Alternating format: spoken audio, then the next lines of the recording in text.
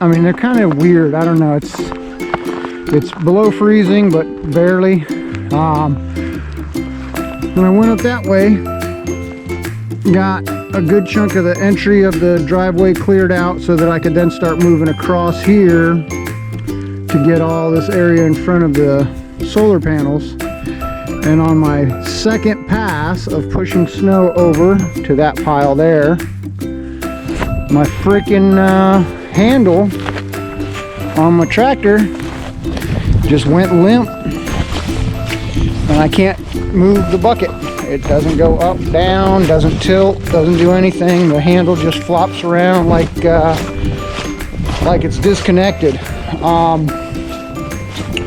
So I'm assuming, I'll show you what it's doing here. So this, the whole thing just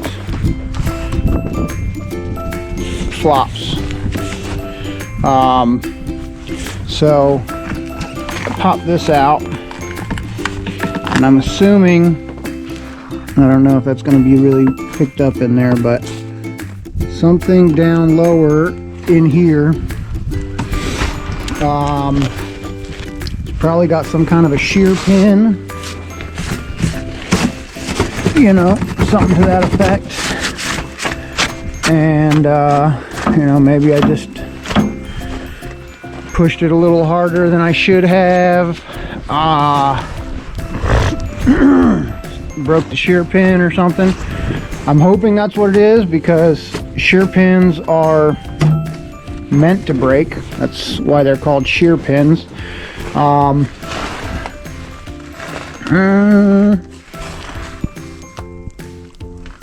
Not sure. I'm gonna have to take this. No, can't get at it through the hood area. So, all right, I'm gonna have to take this off.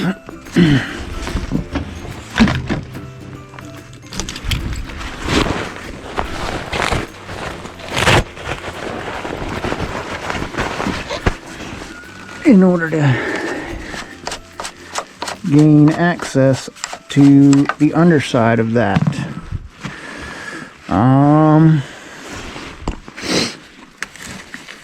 It'd be nice if I could have pulled this into the garage to do this, but I got so much other crap in the garage already that I can't get this in there. I mean, I could, but that'd be another whole day of work to move stuff around to try to make it fit. So,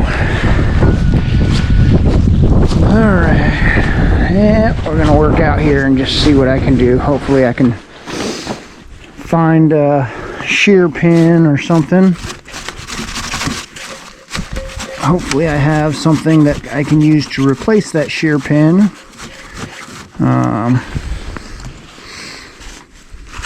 Hopefully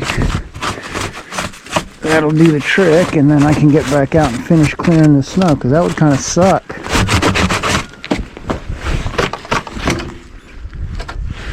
That would suck if I was dead in the water with old baby blue. Alright, let me put these in here. They're not gonna continue to get buried with snow and crap, or get knocked into the ground and then lost. You know how that works. It's always how it ends up working.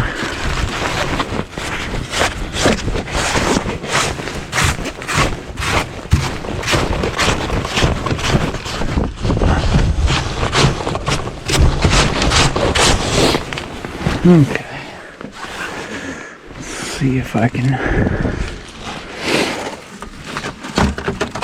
get that loose on one side.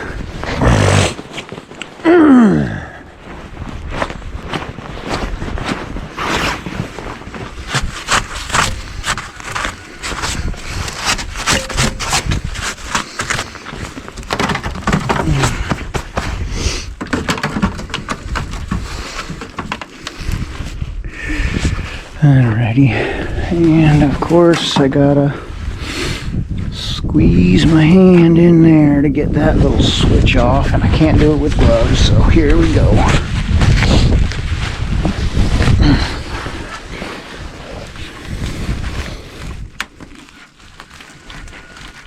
Come on, buddy. Let go.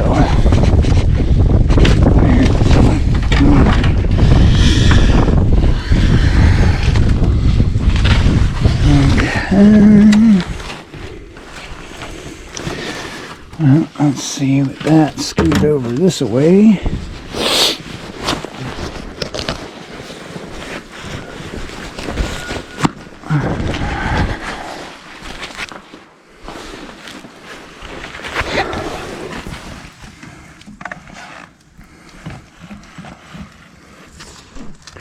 So that is not supposed to just freely move like that. So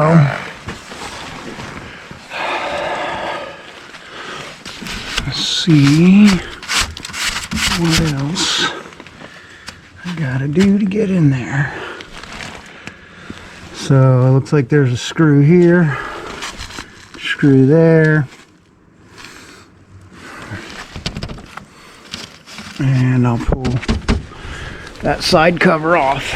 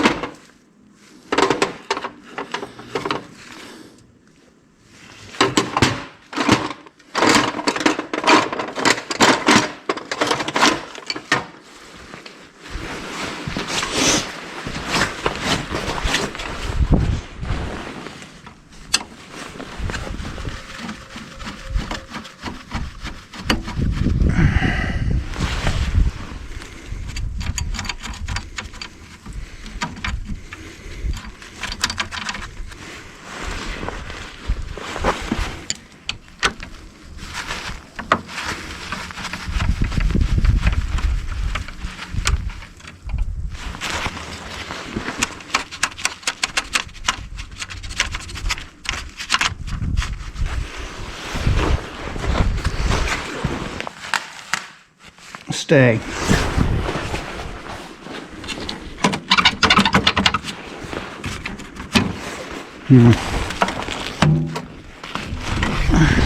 Aha!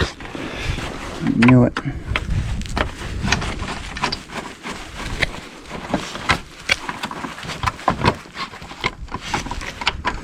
And now this is the one that is going to try to hide.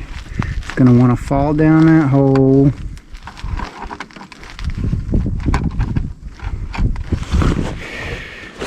Apparently the little magnetic tip of this screwdriver is not very magnetic. It ain't holding on to jack. But you know what'll work? This magnet. You know why? It's a very big, very strong magnet.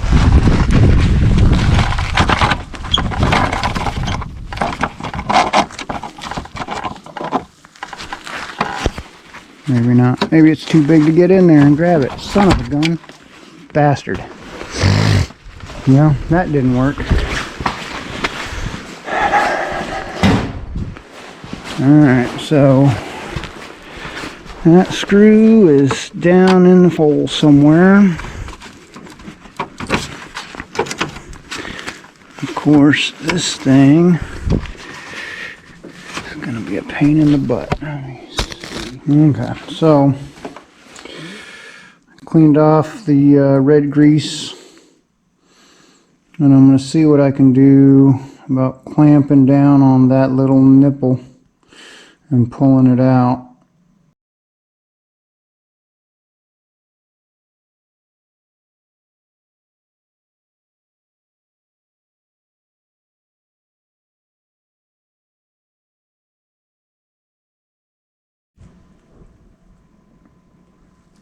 Well, that actually came out much easier and cleaner than I expected. There was some, looked like a little bit of thread lock on there. Don't know if the camera picks it up. There's a little bit of red in that. But it wasn't like a crazy over the top amount, which is good. So now That gives me what I need right here. I need to go look through all my nuts and bolts that I have and find one that has that same collar and length. If it's longer, I can actually cut it off, but it has to have the same type of threads, which is a fine thread, and that's what I got to go look for now. So that would probably take me a minute. So here we go. All right, so found this. It is not the same as the one that broke, but it is the same diameter and the same thread, and it fits this. So what I'm going to do is some minor alteration to that bolt.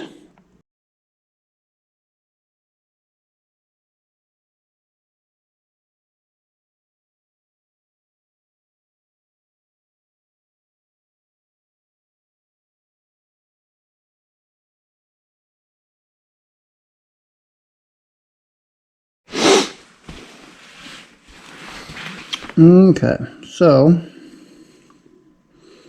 this now is the same size. Alright, stop being stupid. As that bolt there.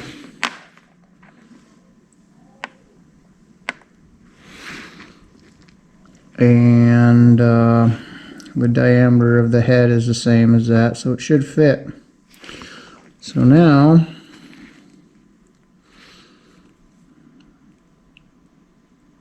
I got to go put this back in the tractor, and then I got to put this through into there and tighten it down. Let's see what happens. Yay, fun. Okay, so I'm going to ramble a little bit about a couple of miscellaneous things I'm doing. You may or may not care, but I'm going to say it. For those of you who don't think about this or don't know, you see that white grayish looking stuff inside these threads?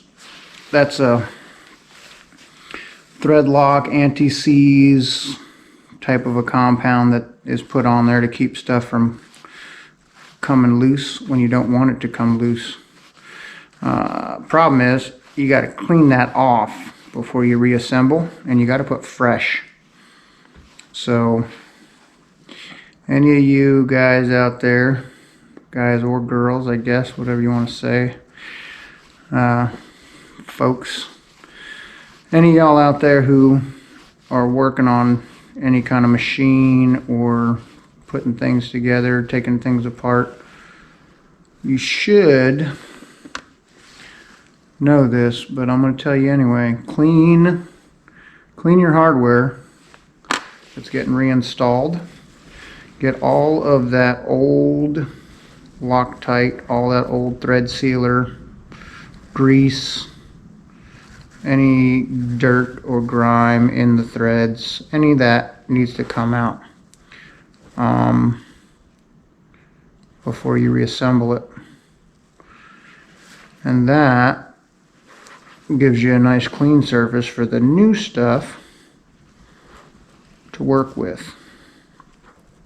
Some of it will be fine if you just put it back in and throw on a little dab of some thread lock or thread seal. Different things for different purposes, I guess, but you're taking a chance of it not working properly. If that old stuff that's in there is all crusty and it's not actually adhering to the bolt or the nut or both, then the vibrations from the machinery, in this case my tractor, they could work things loose. And then what I did here to try to fix a problem could cause a bigger problem down the line, because it's one thing for the bolt to break off and then I gotta take it apart and replace it. It's a whole other thing for a nut or bolt to fall off while you're operating the vehicle, and then that nut or bolt completely falls out and is lost, or even worse, falls down into an area that it don't belong in, causes damage. In aviation maintenance, we called that FOD. Depending on who you talk to, it's foreign object debris, foreign object damage. FOD, FOD. But you don't want that. You don't want it getting into things. You don't want a big chunk of metal. And machinery wise, this would be a big chunk of metal, because that could get into something and damage it significantly. So take the time to clean your threads, clean your hardware, and make sure you put fresh Loctite on there. And then same thing with the new hardware, just double check to make sure it's not dirty and nasty and don't have no grease and oil or dirt, grime in the threads, and use some Loctite on it. So, alright, let's see if I can put this back together and make it work.